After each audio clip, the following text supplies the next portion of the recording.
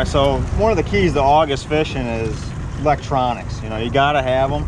You know, fish can be anywhere from, you know, 20, 30 foot out there, you know, all the way up to dirt shallow. So, you know, right now just kind of idling over a road bed here. And as you can see, you can kind of see the old bridge. As we get in a little bit closer, you can start seeing the rocks. You can see the top side of that road bed. You can see the riprap on both sides of it. You know, and then it's really hard, a spot like this is really hard to tell if there's any fish on it, because they could be tight to the bottom in those rocks. You know, you actually have to fish spots like this a little bit, but you can mark it all out, mark your waypoints, figure out how you want to set up on it. There is a touch little bit of current coming through here, I've noticed. There isn't a whole lot of arches. I'm not seeing a lot of fish on it. I'm seeing a little bit on the 2D and on the down imaging. You know, but this is a spot that I'm going to have to set up on, and I'm going to have to fish a little bit to find out what's actually there.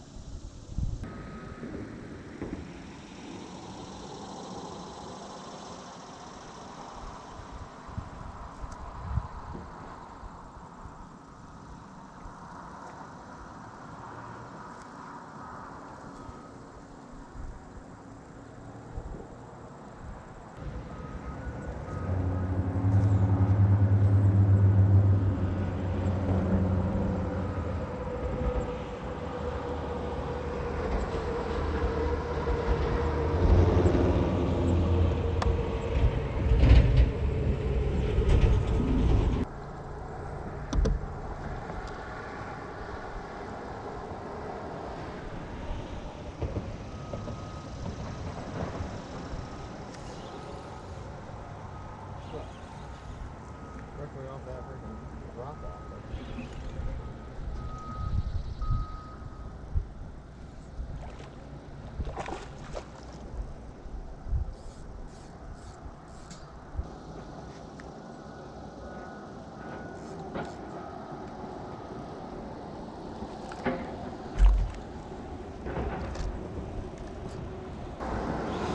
Alright, so there's the first one on the Nico rig.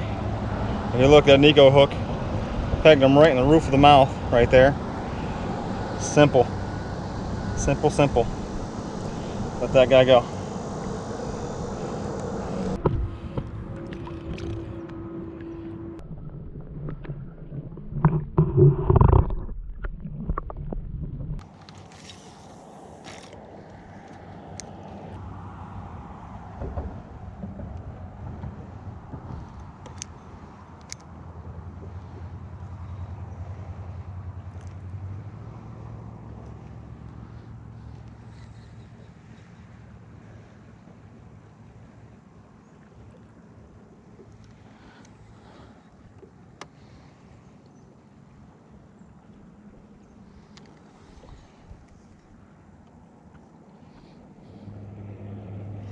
There we go.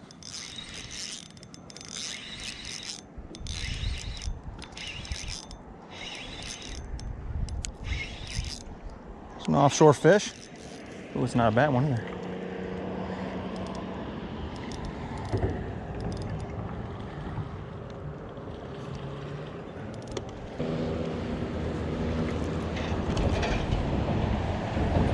All right.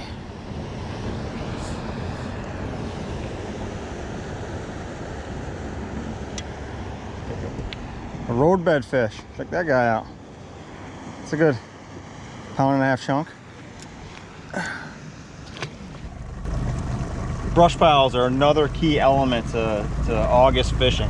So another good little tip that I got for you, if you know where there's some brush piles located, you don't have to drive directly over them to look at them with your electronics. Sometimes what I like to do is kind of set my side scan up to about 100 feet, and then I'll kind of offset. I know the brush piles are there. I don't have to drive directly over the top of the things. I can actually drive just off to one side, and I can go over and I can see if there's any fish, any bait, any activity, if those brush piles are active and worth fishing. You need your electronics to find them in the first place, so if you drive over new areas, idling points, idling drop-offs, idling in the middle of coves and pockets, you know, and you're looking for the brush piles, that's one thing. But if you're actually going to fish those brush piles, one thing I really like to do is I like to kind of idle by them, nice and easy and slow, staying about 50 yards off of those brush piles, and then I can start seeing them, I can start picking them up, and I can see if there's any bait around them, anything that's worth really casting at and fishing. If there isn't nothing, I can kind of move on and keep looking for more piles.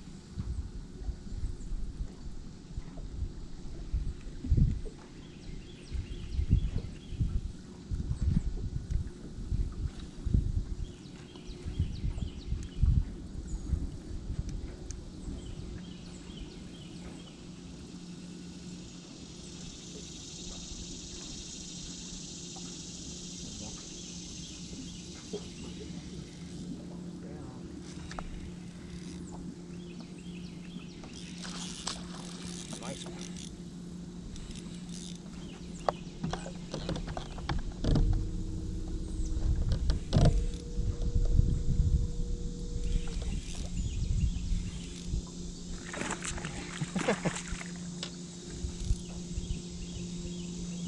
How lazy these fish are, huh?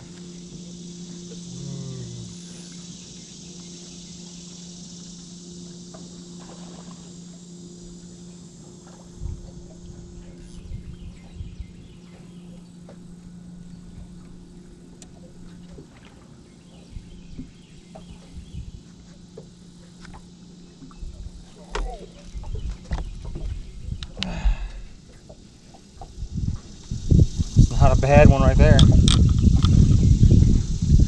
That's a nice one, huh?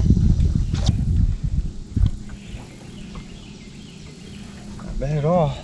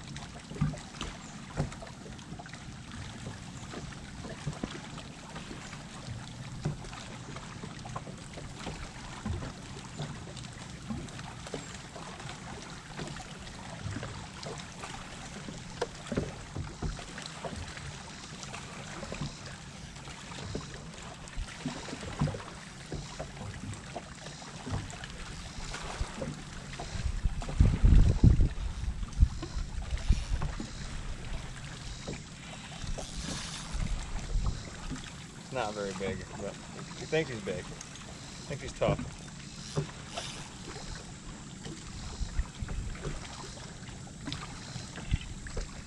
I think it's a keeper.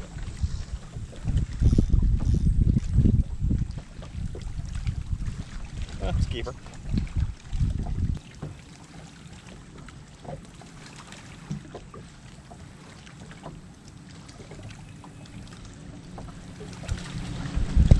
Multiple casts. There's a pound and a quarter. The other part of fishing offshore in August is there is no shortcuts. You know, you actually have to get out here. You got to idle around a lot. You know, zigzagging back and forth, running contour lines, points, flats, anything that you might think might hold something. You gotta go by seasonal patterns, which we know they're going to be in transition here pretty soon. So they're going to be on main lake, secondary stuff. They're going to be working their ways to go to where they're going to go this fall. So they kind of cover a lot of water.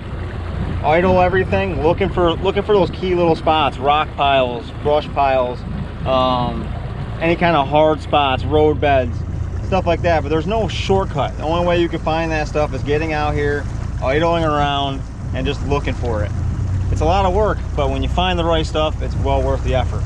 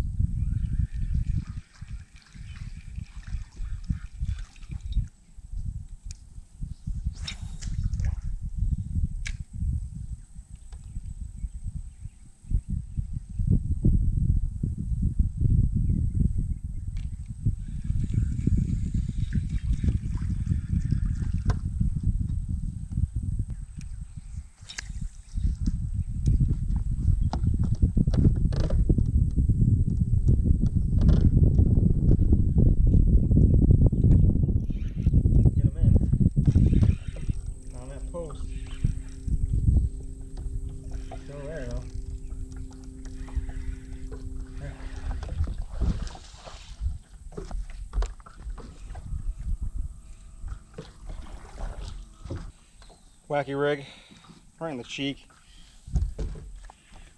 All right, let's talk about another little thing here. That's probably just barely a keeper, if it is even a keeper. You know, weighted. Show it to you a little better here. And that's a weighted wacky worm. You know, so the other key thing as far as August fishing is you can catch them deep. We talked about the rock piles, talked about the brush piles, talked about the road beds, we talked about all the offshore stuff. But there's also fish that are going to be up under docks, they're going to be shallow. There's a couple other ways you can catch them that way. You know, they're very lethargic, they don't really want to bite a whole lot. I threw about 8 times to this dock before I got one to eat it. So they don't really want to bite, so it just takes a lot of hard work. Remember, the water temperature's hot. They're kind of like in between phases. Not a very big fish, but I'm telling you, if you're really struggling on those hot August days, you know, this technique will save your butt sometimes. I know it saved mine a bunch.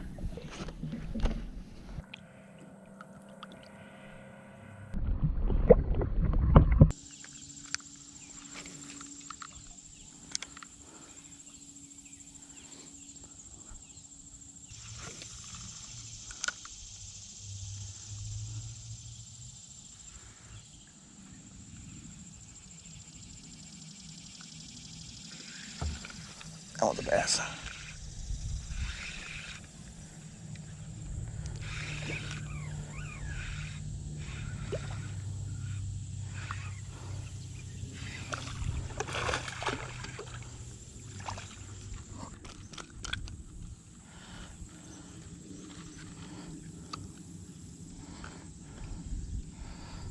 Keeper, pound, call him a 1.25 pounds, maybe. What do you think?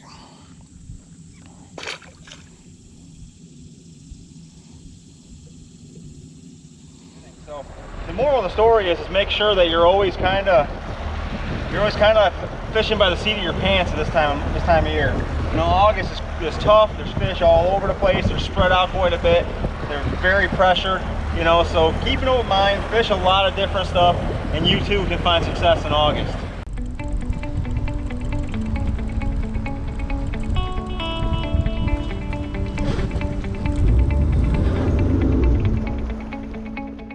If you like this video and what I'm doing with this channel, please make sure you like and subscribe. You know, hit that notification button. I'm heading up to the St. Lawrence River, and I'm going to have travel vlog, practice video, and both the tournament days. You're not going to want to miss it. And thanks again for watching. I really do appreciate it, and I'll see you next time.